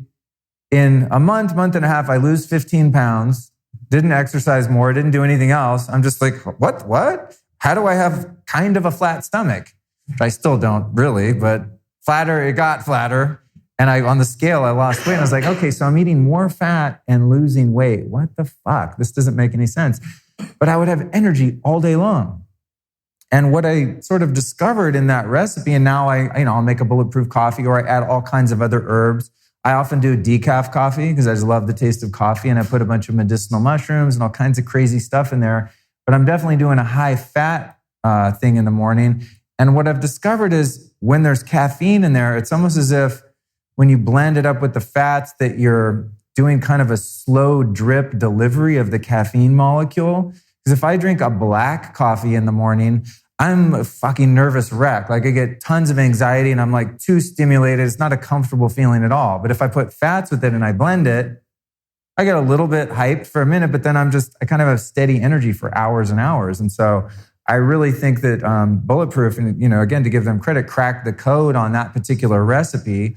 Although, as I said, now I make all sorts of different fatty drinks with different stuff in it, depending on what I'm going for. So getting a high-fat meal, which could look like egg yolks or bacon or whatever you want to do for healthy fat in the morning. I'm sure there are vegan approaches to eating some fats. But for my body personally, that's what works in the morning. If I get up and I eat like a banana and strawberry smoothie or like eat sugar, glucose, I'm going to be so tired in about an hour and I'm going to keep having to eat over and over again. And what I find is in terms of my productivity and my focus, I always kind of have this feeler out here when I'm fat deprived, like, when am I going to eat? When am I going to eat? What am I going to eat? What am I going to eat? It's like this distracting, annoying, nagging thing in the background that's kind of always percolating about eating. And I noticed this too when I was working in my office and my employee turned me on to Bulletproof Coffee. She and I would drink coffee and we would sit there and go, God, why is everyone else obsessed about lunch? It turned like 12 or 1 o'clock. I was like, where are we going to order from? What are we going to eat? It was like this huge ordeal. And I'm just sitting like, fucking eat? What's wrong with you guys? It's only 3 o'clock. I'm serious. And I was like, oh my God, I used to be one of them. It's like so much time and energy. Where are we going to order? What do you want? I had that yesterday. Oh, they don't deliver. Who has to drive and pick it up? All that's just gone. I just don't eat. It's simple, just eat a fatty drink and then eat dinner. You're done. Very simple. That doesn't work for everyone, but that's what works for me. Whatever that looks like, whether it be coffee or tea. Sometimes I make a fatty matcha. It's really nice. Or even, as I said, a decaf or a non-caffeinated drink.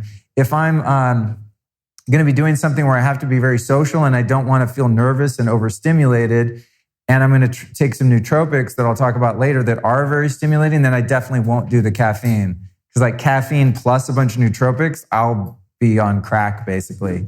So I typically avoid that. In other words, I choose my caffeine use very carefully and use it as needed. And I don't stack a bunch of different things that all have caffeine because I don't like the feeling of being overstimulated. Okay. This is going to be a huge topic, and I wish Jack Cruz was here because he hates supplements. Like he hates a lot of this stuff out here. I can't wait to talk to him about it. Now, I go through different phases of taking different supplements. I think because, just to be straight up, to be very real, honestly, and Neil's talked to me about this, but I think because I was a drug addict for a really long time, I'm kind of addicted to taking stuff. And when I quit, seriously, there's so many rituals. When you're a drug addict, there's all these rituals of the things, the cutting up, the burning, the lighting, the getting, the packaging, the baggies. It's like so many hours go into like the preparation and the procurement, and it's this whole thing. And I'm just habituated to that. So I'll just acknowledge that as a fact. And I don't think it's right or wrong. It's just the way I am.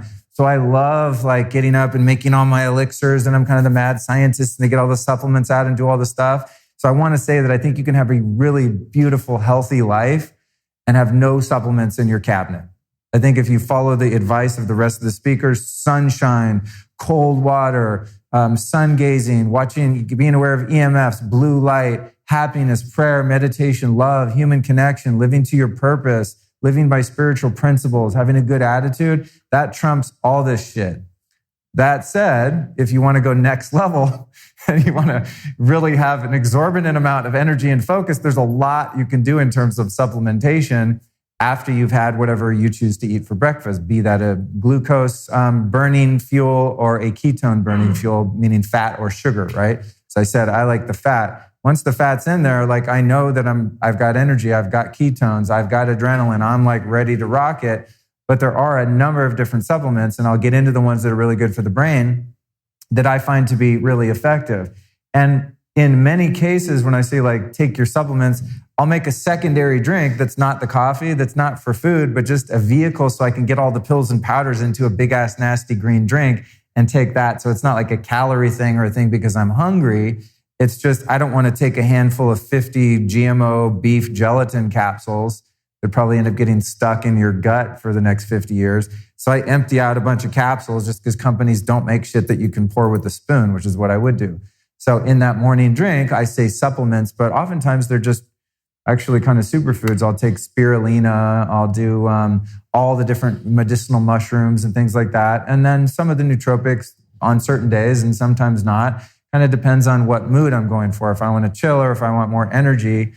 But this would be the last sort of step that I take in the morning routine before I step up to the computer or open the phone and start to interface. Now, it took me about an hour to explain all that.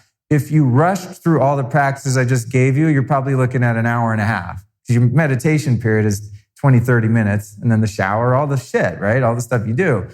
So you shave down what's important. You adjust your lifestyle to make it a priority. You could do a sped up version of all this in about an hour.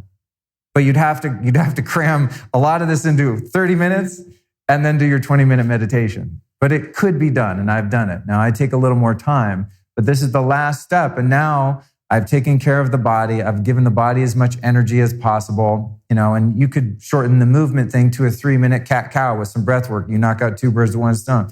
Some of those things you just shorten up, 2 minutes, 1 minute, 3 minutes, right? And then once I have all the nutrition and I've adjusted my attitude, I've made a connection to a person, to God, whatever my connection is to, now it's like, okay, all the routines are done. Now it's time to actually engage with the phone or the computer. Now, I'm going to admit, I must be honest because it's a value that I cherish. A lot of mornings, I don't make it till the end to look at my phone. However, one thing I never, ever do is check emails, because emails are the fucking abyss. Like, that's where, the win-loss emotions are very polarized there, right? And they're very powerful. Like, your life depends, in many cases, or so we think, on the negative or positive feedback you're getting in email, or interfacing with other people if you're at work and, you walk into the corporate meeting or whatever the case may be. I do sometimes, answer a couple texts before I do this, just because they're time sensitive and necessary, and I don't want people waiting till 11 o'clock when I'm done with all this shit or whatever the case may be. But I really, really do my best not to engage in social media, especially as my social media profiles gain a little more traction. There's much more likelihood of like a troll here and there, or something that I might be kind of triggered by, or just someone being fucking annoying. I don't really get trolled, but someone's just like, oh, I bet you didn't know the da-da-da. And I'm always like, fuck you, bitch, I already knew that. It's like, I need to get my head straight before, basically what I'm saying is, for me personally, I need to get my head totally straight before I deal with people. Unless it's like someone I'm close to, again, that I live with or something like that. But like my boy Elliot, he came over to help me get ready this morning. He walks in, he's like, hey bro, I'm here. It's the last fucking thing he said to me until we walked in this hotel. He's like, he knows, don't talk to me. I got my whole shit to get my head together. Once I do that, now I'm ready to be what's most of the time a pretty kind, I hope conscious, thoughtful person that adds positive energy and love into my interactions with people. That's my goal. That's why I do all of the things, is so I can bring that guy, instead of bringing the guy that's irritable, frustrated, scared, afraid, feels inferior, feels superior, all of that stuff. Like, I don't want any of that shit. So that's why I've got to keep everything dialed in, and then bling, turn on the world, turn on interactions, turn on relationships, turn on having to make decisions. So I can make decisions from a place that has physical vitality and energy, make decisions, not reactions, from a place that has a connection to something greater than myself, a connection to my higher self, a connection to what my purpose is, what my mission is. And this is coming, as I said, as I wrap up, from a guy that I literally used to wake up, grab a cigarette, smoke a cigarette, turn on the news, like a horror movie, some porn, like do a bunch of drugs. I just like totally unconscious, go out in the world, irritable, pissed off, hating myself, having suicidal thoughts, homicidal thoughts. Just at war with reality for years and years and years.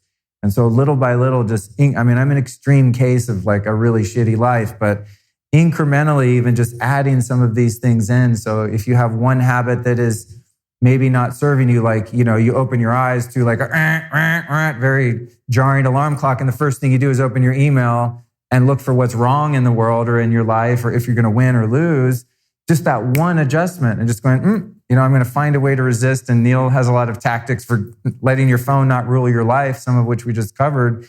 A small change like that, I find, then cascades into the next one, where now, if you're someone who's sort of adverse to the idea of stopping first thing in the morning and meditating and wasting time doing that when you could be kicking ass, making the adjustment you made before that is probably going to, in some way, influence you or instigate an interest or a willingness to go, you know what, actually, wow, I feel a little more peaceful not checking my email first thing.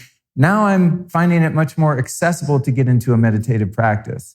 So each one of them kind of builds on the other and builds on the other. And next thing you know, you've got a morning that really sets you up for an internal sense of success, meaning that you're having a perception of your experience that is more based in reality and that's more based in something positive, where the world's happening for you and not happening to you. Having the people that are close to you in your life or that you work with, setting up those expectations for them so that they know that. Like I was saying with my buddy Elliot, he came over to help me, and he's just like, I've known this guy for years. We used to be roommates. He knows I'm not talking to you in the morning. Don't talk to me. It's not because I'm a bad guy. It's because I am a bad guy until I do all my shit. Then I'm amazing. But before that, everyone knows like, oh, yeah, he's a total dick when he wakes up. Just leave him alone. So I have to get my energy right. It takes me a long time to get back in my body. It's just the way I am. Some people wake up and they're perky. My dad wakes up 6 a.m. Let's go. Let's do it. I'm like, dude, I'm going to fucking kill you. Different personality type. So some of you might be really raring to go in the morning, but still getting the mindset right and informing the people around you that this is the way I do it. And I love what Neil said too about setting that boundary, not breaking it. Because what happens is if one day the person I live with, I just like wake up and be all talkative, then they get this signal that, oh, cool, that changed. Now every morning I'm going to walk up to you and tell you what all the problems are that need to get fixed. And they're going to do that because I'm training them to behave how I want them to behave based on what I allow.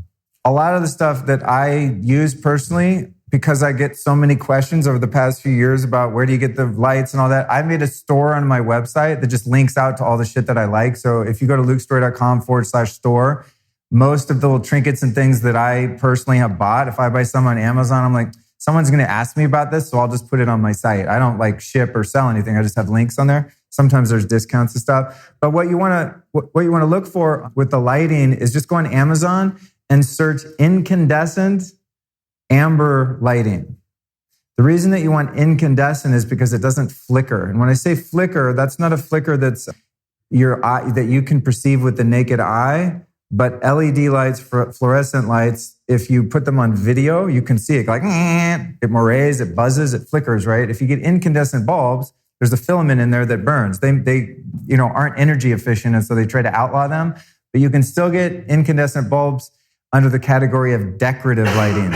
So they're like party lights and stuff like that. And you can still get incandescent bulbs. You just can't get, the big white ones that you would use in lamps and stuff. So incandescent amber bulbs you can find on Amazon. You'll also find LED lights on there that are amber and red and stuff. Those would be my second choice after incandescent. So what's the best way to incorporate infrared saunas with cryotherapy? That's funny. I don't know which one would be better to do first. That's interesting. I would probably, I have an ice bath, but it's a mile away at my brother's gym. And so I only really get in it when I drive over there and work out or something like that. But I would say doing cryotherapy first or doing the ice bath first would be my preference. And then doing the sauna for a couple different reasons is I like ending on the more relaxing feeling in the body, which the heat produces more so than the cold. Also, you don't want to be sweaty and then get in cryotherapy because you don't want your skin to be moist. If you're in a center, definitely do the cryo first so they're not sweaty. You don't want to put a sweaty person in cryo. Yeah, with wet hair and stuff. Yeah, bad scene. But in terms of like which one's healthier, I will give you one thing though that's interesting that I've been debating for quite a while, and that is in terms of doing ice baths or cryo pre or post workout. There's a lot of kind of debate from the brainiacs about that. And the thing about it is like if you work out and you're going to be sore because you're full of lactic acid and inflammation, it's amazing to take an ice bath or cryo right afterward because you'll kill any soreness. I mean, you could not work out for 6 months, go do super high intensity, heavy weights, all that, get in an ice bath for a few minutes afterward and not be sore at all. It's crazy. At least that's how it works for me. But the thing is, if you're it depends on what your goals are. If you're trying to build muscle and you jump in an ice bath, you're killing the inflammation that builds muscle. So, it's like catch-22 kind of thing. But I've done a few trainings with Wim Hof and recently he was like, all right, I finally decided, here's the deal. Do your ice bath or your cryo before you work out. Yeah. And then afterward, just allow the inflammation to happen because that's really, one of the goals and one of the benefits of working out. And so I've done that. And it's crazy. If you do an ice bath before you work out, you think like, oh, I need to be warmed up. No, you fucking crush workouts if you just did an ice bath or cryo. It's crazy. I'm like way stronger for way longer, less fatigued after an ice bath than the other way around, just as an anecdotal side note. Dude, I'm so glad you said that because I forgot to say it. So what he said, I'm just going to repeat it for recording purposes, but is if you're tracking your sleep on the Oura Ring and you check how you did last night and it said you got a shitty score, since the mind is so powerful and the power of suggestion, you'll be tired all day and you'll have a crappy day because you're like, oh, I only got a 58, which by the way would be like a horrible night. But yeah, if you get a low score. So I don't check mine that day. I check it the next day. Or every couple days, I'll be like, oh, how did I do this week? And I'm like, I thought Tuesday was a really good night. Because that's so true. That's happened to me. I check it and I feel actually pretty good. Like I got a good night's sleep and I have a low score. And then I get tired because my mind says, oh yeah, you're supposed to be tired. Thank you for that. So true. Yeah. In terms of the molecular hydrogen, there's basically two ways you can get it into your body. One way is by drinking molecular hydrogen water. There's two ways to make that. You can get a machine for $12,000 that creates the molecular hydrogen and infuses it into a water dispenser. You put like a big jug on it and it makes hydrogen water and you drink it. Or you can get, what I do is I use vital reaction, molecular hydrogen tabs, the little tablets. You drop them in a water. It takes about a minute for them to effervesce and create hydrogen gas, and then you pound that water down. So that's the way you can take it in water. Or the device I brought is an actual medical inhaler, also made by Vital Reaction. And you have a cannula that you breathe, and you sit there for 20 or 30 minutes and you breathe 7% molecular hydrogen gas. Yeah, I like the gas better. It's much like when you sit up from doing a session with the gas, you'll notice that your vision is clearer. That's one of the first things that you'll quantify. Is you'll be like, oh, weird. Everything's kind of brighter. Colors are brighter. You can see more clearly. It's really interesting because that has such a profound effect on your brain and reducing inflammation. So yeah, the gas comes in water or straight gas, yeah. The question is, am I using the Oura Ring to track activity levels, resting heart rate, HRV, all of that kind of stuff? I don't really use it for that, just because I don't tend to remember to kind of track what I'm doing in terms of my activity level and things like that. Although it does have those metrics, and I think it's really good to be able to do that. I just have so much stuff going on. I don't typically remember to track that. And so I just use it for sleep, but it has a lot more potential. They are working on something too, which I think is really cool, where you can actually track certain periods of time for certain activities like meditation or having sex or doing anything you might be doing for 20 or 30 minutes or any period of time. And you can actually see what's going on biologically for that period, which is going to be great. That will be sort of another alternative to the Muse headband, is to be able to track your HRV and things like that while you're meditating or doing that, or a specific workout where you can program in like, oh, I did a high intensity workout, or I did heavy weights or cardio, and actually see what's going on inside. There's another device called the BioStrap. They ran some ads on my podcast for a while, and they're a wearable that does enable you to track very specific activities, but it's one of the, the wristband types. And I just find it's harder for me to habituate that because it's something I have to like do. The ring, you just keep it on, and as long as you keep it on, it's charged, it's tracking all the time. So I think that's a great practice, but not something I've been very consistent in doing. So the question is, have I used the Philip Hughes lights, which have variable temperature control? Not temperature, but light spectrum control, right? Where you can control them or set them to be cool in the daytime, warm at night. I did have them when they first came out. I was so excited. But there's a couple things about them that I didn't like. When I first got it, I had a lamp on each nightstand, and then I had 2 lamps across the room on the dresser, and I got 4 of them. And I was like, oh, this is amazing. So at night, the whole room turns red. But then what I realized is I'm now transmitting Wi-Fi signals like across my head while I'm in bed and across the room. So I basically made myself like a 4-point Wi-Fi field, that goes right around the bed. And one day I was like, yeah, that's probably not good. So I don't like smart devices, and I don't like stuff that requires Wi-Fi. We're going to hear a lot about why Wi-Fi is bad from people that can explain it much more at scientific depth. But for me, I don't use Wi-Fi in my house. I have my computers hardwired. I have Wi-Fi for if people come over and want to use it, or if I'm live streaming a podcast recording or something like that. But it's on a timer. And so my Wi-Fi, if I forget to turn it off, it just automatically goes off at 1 a.m. and turns on at 7 a.m. But most of the time I just leave it totally off, and I'm just hardwired. I just have Ethernet cables around the house, and it's been a pretty easy fix once you do it. So I don't like anything in the house that uses Wi-Fi, but it is inconvenient because so many devices and things like that now are smart devices, including the lighting. So that would be the first reason, is I want less Wi-Fi signals inside the house. Next reason would be that they're LED lights, and LED lights have that flicker that's not good for your brain. And it's one of those things like Wi-Fi, you can't see it. So you're like, oh, they're great. It's not doing anything.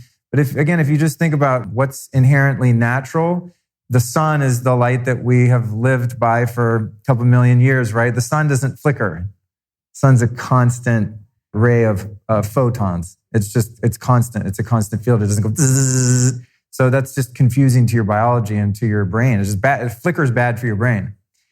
And devices now, by the way, this is a little bit of conspiracy territory, but devices and computers are designed with the flicker rate that keeps you addicted to your device. That's proven. That's out.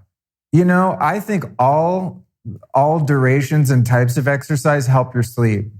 It's also a way that you can hack time zone changes too, is working out really hard, especially if you're grounded. But in terms of that particular, the 7-minute thing, I don't know, but To me, I think all movement, the more you can do of it is better. And as someone that doesn't do as much as I'd like to, I think that's true. When I'm working out on a regular basis, my sleep's definitely improved. And also your hormones are benefit a lot from exercise too. Someone was asking me yesterday about testosterone. I was like, dude, work out and sleep. Like focus on those two first. And then after that, go for the other, the supplementation and different things. But yeah, I would definitely say that's effective. Okay, good. Well, thanks guys. Appreciate it. Good morning. It's Luke. I'm your alarm, waking you up after this episode. Thanks for joining me on this Bootleg broadcast special live recording podcast. Super fun to do these events. Super fun to share them with you. I'm so grateful that you joined me. Check it out. If you want to come to an event that I'm doing April 11th at the Soho House, Little Beach House, Malibu, you can go to lukestory.com/events and get some info on that. It's going to be a fun one, and I might even record that and turn it into a podcast. You might be in the audience and therefore be a sort of a co-guest or co-host on this very show. So whenever I have an event, please come out and hang out. I'd love to meet you in person. Recently did one at Rama in Venice. I think there was like 50 Lifestylist podcast listeners in the audience, and it was really, really fun to get to meet them. So definitely come out and hang on April 11th, where I'll be doing a biohacking lab, presenting all sorts of crazy technology, including this thing sitting here with me, the biocharger. It's nuts. I'll have the amp coil, the Juve, the Nano V. I'll have the hydrogen inhaler. I'm going to get you high as hell on your own supply. It's going to be amazing. Join me on Tuesday for Dr. John Jaquish, PhD. We're going to be talking about debunking fitness fads that are actually fugazi and fake. And we're going to be talking about how he hacked bone density, bone strength, and building muscles super fast. And this dude is on point. That's Tuesday's show. So make sure you subscribe. Okay, then we've got this week's sponsors. You know how important it is to block blue light. I'm always talking about this because it's what's wrong with us, honestly. It's a huge, huge, huge issue. You'll see. Give it 10 years, give it 20 years. We're going to look back and go, ha, ha, ha, what dumbasses we were. Remember when we had these LED and fluorescent light bulbs everywhere at night and told our brains that it was midday sun and totally effed our health? Yeah, well, now we have these Blue Blocks glasses. So you can go to blueblocks.com. That's BLUBLOX, blueblocks.com. Use the code LIFESTYLIST and save 15% off your protective eyewear. Now, the good thing about Blue Blocks is they have some really cool glasses. They're not that lame like the Blue Blockers of, say, 2 years ago. You can also get prescription. You can get reading glasses. They're a dope company. That's blueblocks.com. The code is LIFESTYLIST. And then, of course, our friends over at Organifi. Oh my God, like these guys. It just gets tastier and tastier. That's Organifi.com/Luke. That's spelled with an I, Organifi. If you use the code LIFESTYLIST, you're going to save 20%. I mean, again, I'm like beating a dead horse here, but I quite literally take the Organifi green juice powder every single day. I mean, that's just my thing. I take a cold ass shower. I run downstairs while my coffee water is boiling. I have my Organifi green juice, then I make the coffee, then I go meditate, and then I drink the coffee after I meditate, obviously, because I'm not trying to meditate all cracked out. But the Organifi green juice, man, it's just so much easier than eating a freaking head of broccoli. I'm sorry, I just can't do it. Vegetables are a pain in the ass, unless a chef makes them and they are made to taste really good. So the Organifi green juice is fantastic. And then at night, I use the Organifi Gold to chill back out, the turmeric kind of golden latte vibes. Make a hot elixir at night, a cold Organifi green juice in the morning. That's what's up. So that's Organifi.com/Luke. And more than anything, I want to thank you for listening to the show. And if you liked this episode and you want to find some of the things that I talked about, you can go to lukestory.com/store. It's likely that almost everything I mentioned is linked in that store there, and you can find it so easily. I don't sell anything. I just provide links to all the shit that I'm into to make your life easier and to help support the show. I get commission for some of the things that are in my online store, and that helps to fund editing and graphic design and photography and websites and all the junk you got to do to get a podcast out to people like you, my friend. So go to lukestory.com/store if you want to get some good stuff and support. Thank you so very much for listening to the show. And I can't wait to come back at you with Dr. John Jaquish on Tuesday. See you then. This episode of the Lifestylist Podcast was produced by podcastmasters.net.